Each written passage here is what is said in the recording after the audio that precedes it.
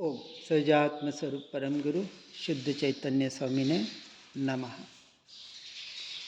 संसारी बहिरात्मा के स्वरूप को समझने का प्रयास कर रहे हैं। अपनी अपनी स्थिति अपने से अपना आकलन करके अवलोकन करके वहाँ से जल्द हट के हम अंतरात्मा की ओर कैसे बढ़ सकते हैं, इसलिए इस स्वरूप को भी समझना बहुत जरूरी है। मैं करूं पर का परिणमन, जिसको विकल्प अनंत है, पर सोचता एक क्षण नहीं, क्या कर रहे अरहंत है। चैतन्य अनुभवता नहीं, अमृत में विष को घोलता, मिथ्यात्ववश बहिरात्मा चारों गति में डोलता। ये अनादि काल से इस जीव का चारों गति के 84 लाख योनियों में भवभ्रमण क्यों हो रहा है कि मैं पर का। अब देखो, पर में हमने ले लिया ना, ये शरीर भी, शरीर से जुड़े सगे संबंधी या बाहर के पुद्गल द्रव्य, उसमें घर गाड़ी घोड़ा दौलत धन संपत्ति सब आ गया, तो मैं पुद्गल का कुछ कर सकता हूँ, अर्थात इस शरीर का भी। इस शरीर को मुझे स्वस्थ रखना है। स्वस्थ रखना है। रखना है कि नहीं रखना? रखना है। रखना है। आप रख सकते हो? आप रख सकते हो? है ताकत आपकी शरीर को स्वस्थ रखने की? है? यानी आप पुद्गल का कुछ कर सकते हो। अभी तो बोल रहे हो मैं शरीर को स्वस्थ रख सकता हूँ। समझ नहीं, ये जो भीतर होता है ना, वो निकलता है, और ये सूक्ष्म मिथ्यात्व हमारी पकड़ में नहीं आता है। मान्यता ही निकल रही है। मैं शरीर का ध्यान नहीं रखूंगा तो फिर और कौन रखेगा? सही है। देखो, सही बात है। ये मान्यताओं में बैठे हुए हैं। मान्यता है।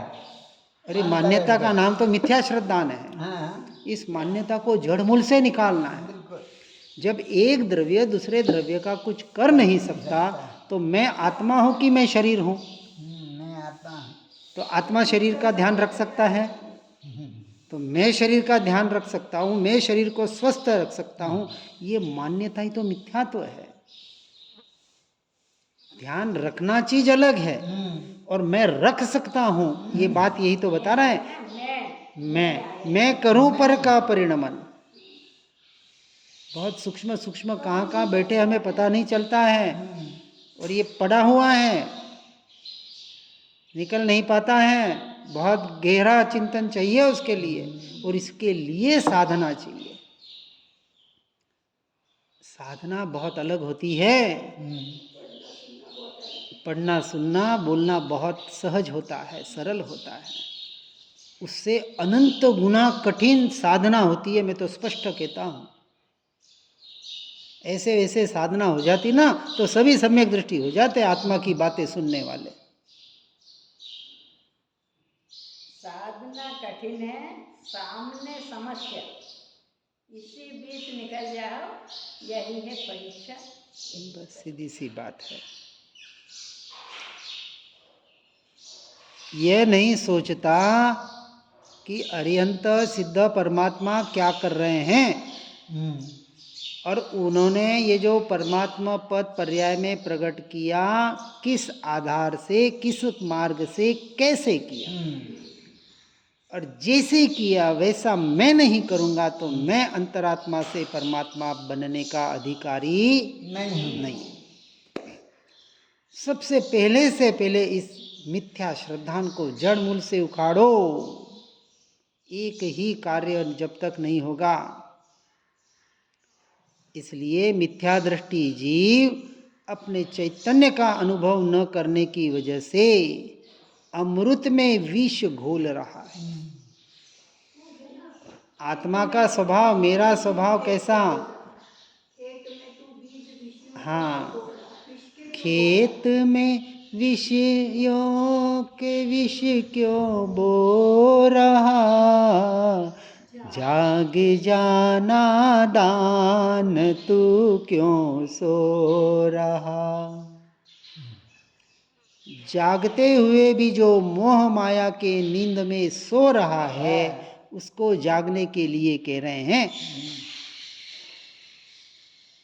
यहाँ मोह माया रूपी नींद की बात होती है। इसलिए जो अमृत रूपी मेरा स्वभाव है, उस स्वभाव को पर रूप परिणमित करके मिथ्यात्व और अज्ञान का पोषण करके अपने इस स्वभाव में, अपने इस जीवत्व शक्ति में, अपने आत्मा के जीवन में विष घोल रहा है।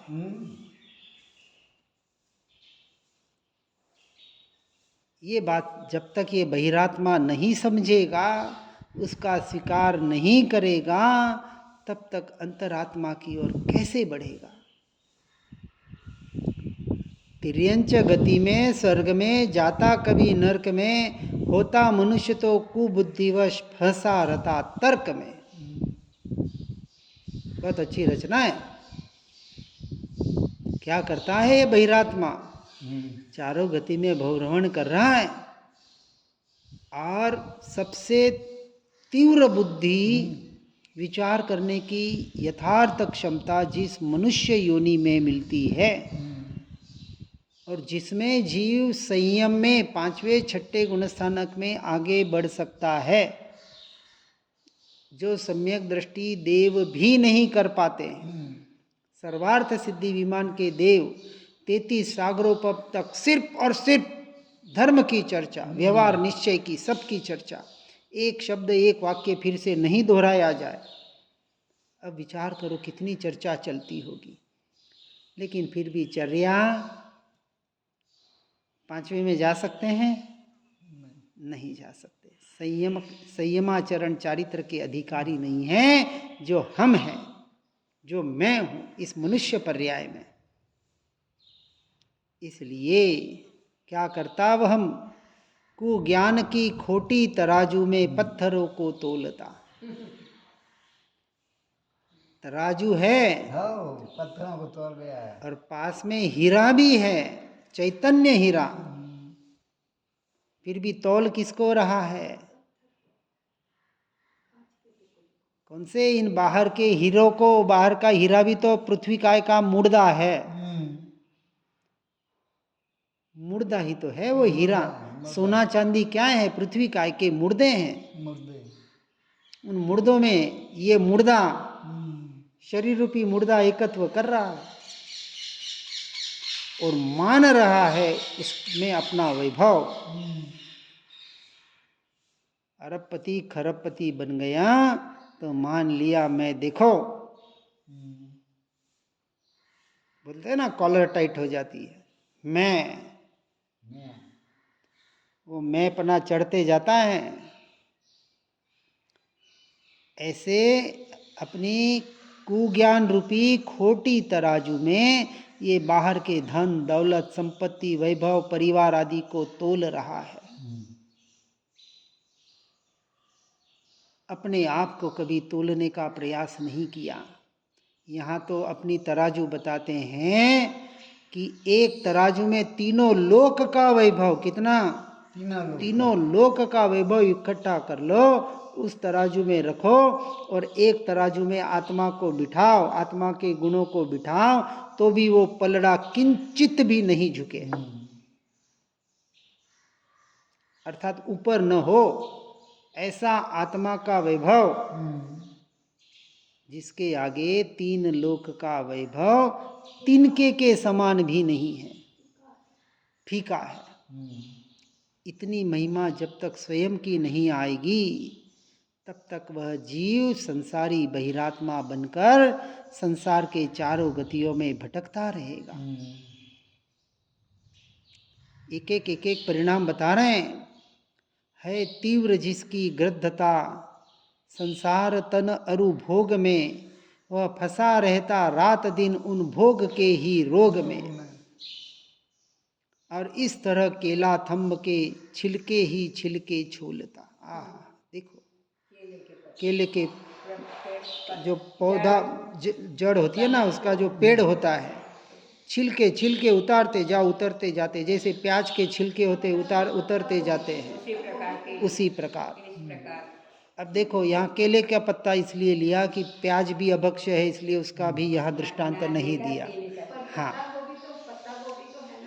पत्ते गोभी की तरह, जो भी समझे, कहो एक ही एक ही बात है। तो यहाँ इस बात को बता रहे हैं कि जिसकी गृद्धता, एकत्व, ममत्व, कर्तृत्व, भोक्तृत्वपना, ये बुद्धि जिसकी बाहर के संसार के भोगों में पड़ी हुई है और जो भोगों में ही सुख मान रहा है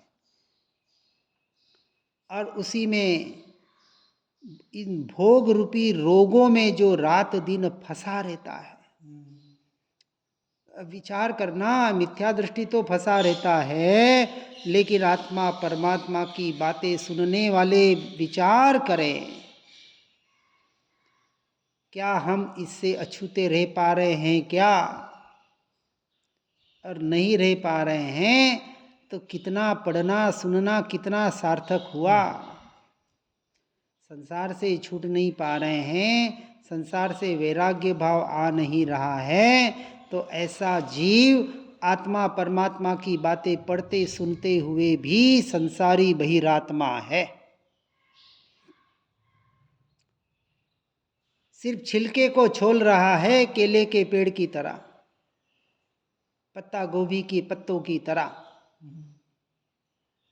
लेकिन वहां तो फिर भी वो एक बार छिल जाएगा, उसका अंत आ जाएगा, लेकिन इन भोगों का कभी अंत आने वाला नहीं है। तो उदाहरण से बताते हैं, वहां एक बार अंत आ जाए, उदाहरण तो सिर्फ बताने के लिए होते हैं, दृष्टांत। लेकिन यहाँ यदि बात करें तो ये छिलके छोड़ते जाए अनंत काल तक, यही तो काम कर रहे हैं। अनादि से जीव क्या कर रहा है? छिलके छिलके छिलके उतारते जा रहा है, ये सुख ये सुख ये सुख ये सुख ये सुख, लेकिन वो सुख तक कभी पहुंच नहीं पाया और न कभी पहुंच पाएगा, क्योंकि जब तक सच्चे सुख की तरफ दृष्टि नहीं होगी। और सच्चा सुख कहाँ है? मेरे भीतर। सच्चा सुख मेरे भीतर है कि नहीं? आत्मा के भीतर है कि नहीं सुख? सुख आत्मा के भीतर सुख, हाँ, आत्मा के भीतर सुख तो सुख ही सुख है। सुख ही सुख है कि आत्मा स्वयं सुख स्वरूप है। हाँ स्वयं। हाँ, मैं स्वयं सुख स्वरूप हूँ, मेरे भीतर भी वो बात व्यवहार की हो गई। और निश्चय की बात, मैं स्वयं सुख स्वरूप हूँ। अब सुख ढूंढने, सुख के लिए किसके आगे भीख मांगूं, किसके आगे हाथ फैलाऊं? हे पत्नी, हे पुत्र, हे धन दौलत संपत्ति, हे शरीर, मुझे सुख देना। ये शरीर भी आपको सुख देगा? नहीं देगा। कितना भी टिका लो शरीर को, कितना भी प्रयास कर लो, क्या टिक पाएगा? नहीं क्या टिका पाओगे? नहीं। किसी की ताकत नहीं। जब परमात्मा भी अपने शरीर को नहीं, अपने यानी पुद्गल की, क्योंकि आत्मा का तो शरीर है ही नहीं है, नहीं। तो इस पुद्गल रूपी शरीर को देखो, बोलते ना, बोलते वक्त ही जागृति आ जाती है, अपना नहीं, पुद्गल का शरीर, उस शरीर को नहीं टिका पाए तो हम जैसे कि क्या अवस्था, क्या औकात। इसलिए सत धर्म की जिसे श्रद्धा नहीं, न कर्म का विश्वास है, थोड़ा बहुत कुछ करे तो वह पुण्य का ही दास है। इस तरह खुद के ही ऊपर कर्म की रज ओलता। क्या कर रहा है बहिरात्मा? विचार करना, हम क्या कर रहे हैं। अभी देखो, सत धर्म की श्रद्धा नहीं, विश्वास तो हो गया, क्योंकि हमारे देवगुरु शास्त्र कह रहे हैं तो विश्वास कर लिया, लेकिन श्रद्धा कब होगी? अभी श्रद्धा नहीं है। जिस क्षण सम्यक दर्शन पर्याय में प्रकट होगा, वो क्षण हमारा श्रद्धा का क्षण होगा। और जिसके श्रद्धा सत धर्म में नहीं है, तो उसका कर्म पे कहाँ विश्वास होगा? क्योंकि कर्म पे जिसका धर्म पे श्रद्धान हो जाएगा, उसका कर्म पे श्रद्धान होगा ही होगा कि कर्म मेरा स्वरूप नहीं, कर्म मेरा क्या बिगाड़ सकते हैं और कर्म बेचारे क्या करें। अब व्यवहार से कहेंगे कि हर जीव के, हर पुद्गल के साथ जो जो हो रहा है वो उसके कर्म के उदय से हो रहा है। ये व्यवहार का कथन। कर्म की भी हर पर्याय क्रमबद्ध है और जीव की हर पर्याय भी क्रमबद्ध है। अब दो पर्याय की बात, दो एक पुद्गल की पर्याय और एक जीव की पर्याय। दो पर्याय, जब दो द्रव्य स्वतंत्र है तो दोनों द्रव्य के गुण स्वतंत्र है, दोनों गुणों की पर्याय स्वतंत्र है, ये स्थूल रूप से। तो अब विचार करना कि शरीर के परिणमन, शरीर के परिणाम, बाहर के मन वचन काया की क्रियाएं कर्म के उदय से हो रही है, बराबर। ये तो पूरी बाहर की बात, क्योंकि वो द्रव्य मेरा स्वरूप ही नहीं, इसलिए व्यवहार से कर्म पे विश्वास होता है कि जो हो रहा है कर्म के उदय से हो रहा है, इस शरीर का और इस संसार के सारे शरीरों का। व्यवहार से सारे जीवों का कहा जाता है। अब निश्चय की अपेक्षा से कहेंगे तो शरीरों के, पुद्गल के जितने परिणाम हो रहे, चाहे ये शरीर हो, चाहे अन्य शरीर हो, चाहे अन्य पुद्गल हो, उनके परिणाम उनके तत्समय की योग्यता से उनमें अलग से हो रहा है, उससे मेरा कोई भी लेना देना नहीं है। इसका जिसे विश्वास नहीं, श्रद्धान नहीं, वह जीव संसारी बहिरात्मा है और धर्म के नाम पर थोड़ा बहुत कुछ करे। कितना? थोड़ा बहुत। अभी पुरुषार्थ कितना कर रहा है? अभी अनंत पुरुषार्थ नहीं हो पा रहा है। अनंत पुरुषार्थ तो जब वो अपने सभी परद्रव्य पर भावों से हटकर अपने स्वरूप में लीन होगा, तब अनंत पुरुषार्थ घटित होगा। अभी जो बाहर बाहर कर रहा है, जो पुण्य की हमने दो परिभाषा समझी, एक जो पुण्य में ही धर्म मान रहा है बाहर की क्रियाओं में, वो तो संसार में 100% भटकने वाला है। और ऐसे पुण्य का दास 99.99% लोग हैं। जो 1% इस मार्ग में आ रहे हैं आत्मा परमात्मा की बातें सुनने पढ़ने में भी, उसमें भी 99% लोग पुण्य के ही दास बन रहे हैं। अर्थात स्वाध्याय, सत्संग, पूजा पाठ, बाहर की विधि विधानों में अटक कर अपने आप को जो भूले हैं, थोड़ा बहुत कुछ करें। हम तो इतना स्वाध्याय करते हैं, हम इतना पढ़ते हैं, इतना सुनते हैं, अरे करोड़ों वर्ष तक पढ़ता रहे और सुनता रहे, लेकिन अपने उपयोग को इन सब से हटाकर, पढ़ना सुनना छोड़कर अपने स्वरूप और स्वभाव में न करें। देखो यहाँ मक्खी यहाँ स्वाध्याय करा रही है, यहाँ पुद्गल का स्वाध्याय चल रहा है, भाषा वर्गड़ा का परिणमन चल रहा है, और यहाँ जब मक्खी का परिणमन चलता है तब यहाँ भीतर ज्ञान जानने में आता है। दो परिणाम साथ में चल सकते हैं, चलते हैं, क्योंकि दो परिणाम स्वतंत्र है, एक पुद्गल का परिणाम और एक जीव का परिणाम। जीव का परिणाम जीव से जीव में हो रहा है, ये भाषा वर्गणा पुद्गल का परिणाम पुद्गल से पुद्गल में हो रहा है। दो क्रिया एट ए टाइम चलने का अभ्यास कराओ, होता है, लेकिन अभ्यास की जरूरत है, बराबर।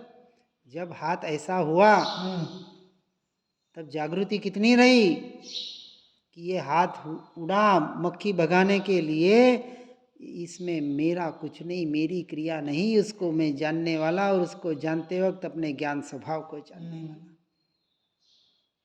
और यदि उपयोग ज्ञान स्वभाव में आ जाएगा ना, तो मक्खी उड़ाने का भाव भी नहीं आएगा, भाव भी नहीं रहेगा। हाँ, वो दशा तक पहुंचना है।